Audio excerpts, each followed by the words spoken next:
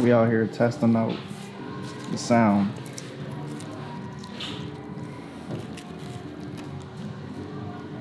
Okay, might have ran out of pops.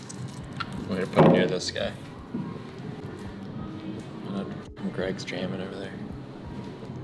It's funny seeing them next to each other, for sure. Like this used to look like this a while ago. Cool. Well, today we are going to kind of give you guys an overview of what this project is and go through what we've already done and then what we're about to do in the future. Before we get started on that Z though, a little update on this Z. We did get the correct diff seal. So we're gonna throw that boy in there and get this thing back on the road. But if you're local to the DMV area, we're gonna be in Maryland this Saturday, October 9th at the Lisi Parts open house, which benefits all the puppies and the cats and stuff. If you want to come see us, meet us, see the Z in person, we'll be here. It starts at noon, goes until who knows what time. All right, so before going into what we're going to be doing with this thing, I will at least get you guys caught up to where we are now. You saw a couple episodes ago that we replaced all the suspension and the rear end with the Techno Toy tuning stuff. We sent the drive shaft off to be cut and lengthened to meet up with the S14 rear diff. But before we did any of that stuff, we replaced a lot of these OEM mechanical parts. Just to start off, we replaced the brake master cylinder. The old one was super rusty, and you know, that's why my first Z came off the road, because my brake lines rusted out and my thing ran out of fluid, so not good. We also replaced the clutch master cylinder, the clutch slave cylinder as well.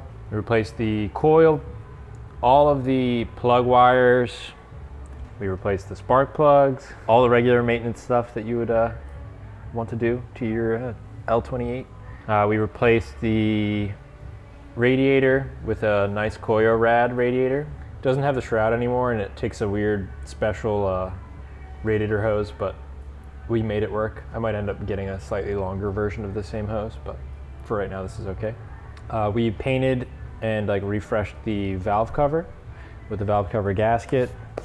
We also, I guess the biggest thing that we did actually is replace the entire intake system and exhaust, yeah, and fuel. So all 280Zs have fuel injection, I believe. At least this one did. This is a 77. And it's not a bad system, honestly, but it's a little ugly and it doesn't sound as cool as carbs.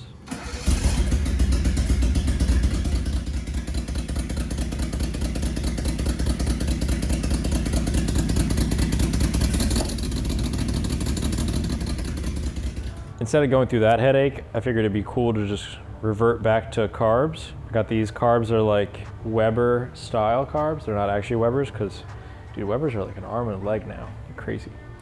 They're like $4 grand for a set of used Webers with like the intake pieces and stuff.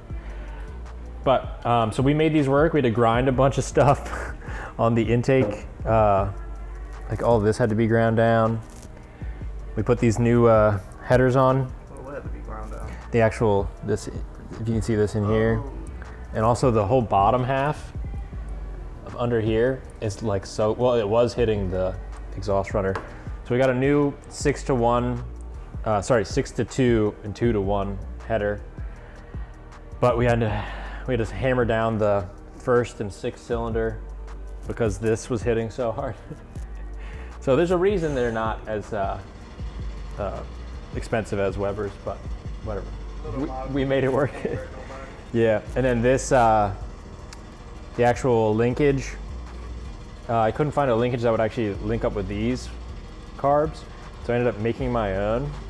I bought like a universal linkage kit, and I had to cut and modify this. I actually need to get this welded still, because it'll spin inside here. But we get Josh to come in here, weld that stuff. We'll weld that together, and then once he does, all these guys move together. They're also independently adjustable, so if one has a little bit less throttle than the others or whatever, we can always mess with it, and we're gonna learn how to do that soon, because I got a, it basically is like a carb vacuum pressure reader, so you just shoop, stick it into the carb and whatever. We gotta learn how to actually use this. There are instructions, so we're good. Yeah, I was so confused when I seen that. Of this thing? Weird ass device with 10 bar. Dust. Yeah, so we pretty much just refreshed the engine with a lot of OEM stuff, and then just reverted back to a carb setup like a 240Z would have. We also took the fuel cell out. Well, it's not a fuel cell, fuel tank, because it's an OEM tank. We did like a rust treatment on the inside of it, cleaned up the outside of it, put a new fuel level sensor in it, and strapped it back in with the same OEM straps. So what are we doing with this from here? So we have it running. We need to adjust the carbs and stuff like that and actually attach the drive shaft so we can run around and drive this car. But you can tell the rear wheels are not ready to roll. I can't actually put the Atara racing wheels on here yet because I'm going to be fixing this back to like an OEM. I bought this car because it was fairly intact in OEM. So I'm going to be fixing this and bringing it back to exactly the same shape that an OEM quarter would be. So I can make a mold of that, and then we can go ahead and start reproducing these as OEM fenders. I think I'm going to fill this in. If you have any real concerns about filling these in, let me know, but I think it looks like better with that filled in. I'm going to fill these in and also tap that in and fill that in as well. Plus, I mean, the greatest thing about filling it in, it allows people, if they want to cut it out. You could always just cut this hole out. So I'll fill it in for the people that don't want them, but you could always cut it out later if you really want to have the, you have to bond this piece from the inside. But just so everyone knows, like the order of operations, right now we already have the roof mold done. This is the roof for this car, actually. 3.5 years later. Look at us. Hey, look at us. Look at us. Huh? Who would have thought? Not me. When we first started this Z, I was saying, oh, we're gonna do all this work and we're just gonna make these panels by laying them on top of the OEM steel. Most times people would use a mold, but we're not using a mold because we're just sitting a panel. The carbon's gonna be like 2-3 millimeters thick and it's gonna sit on top of this metal, so we don't need to take the time and make a mold. I'm not making more than one roof. I'm not gonna sell these, so. Steel, because I'm not gonna take all the time. I'm not gonna make these panels for other people.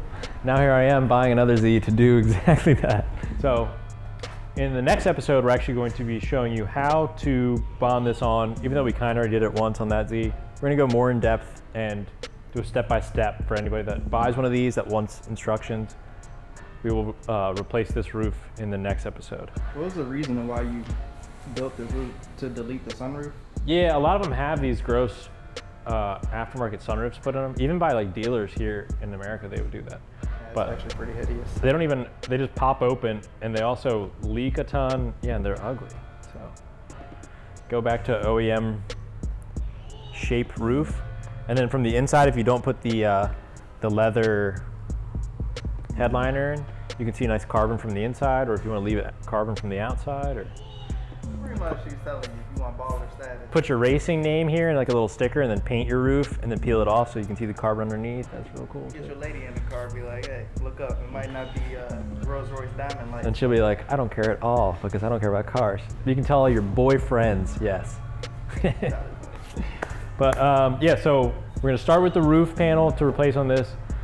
And I'm gonna, as quickly as I can, get these quarter panels straightened up. We'll start molding quarters next.